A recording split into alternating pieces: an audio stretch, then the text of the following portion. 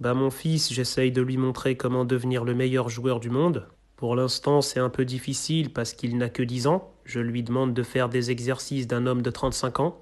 J'essaye de lui apprendre à bien faire des exercices, à bien récupérer, bien dormir et surtout à bien s'alimenter.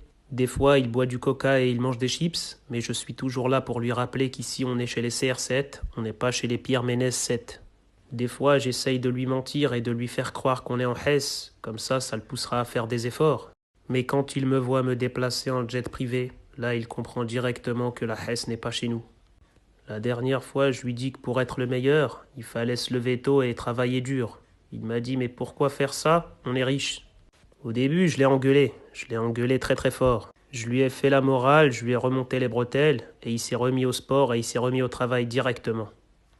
Mais après, en y réfléchissant bien, je me suis dit que ce petit n'avait pas tort finalement.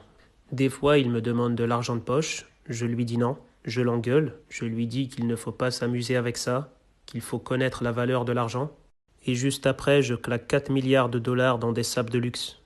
La dernière fois, j'étais avec mon fils, je me suis acheté un vélo, et je lui ai dit que nous n'avions pas besoin d'énormément de choses pour être heureux, que la valeur de l'être humain ne se résume pas à la valeur de ses biens. Ensuite, nous sommes rentrés à la maison et je suis revenu seul m'acheter 45 Lamborghini de toutes les couleurs.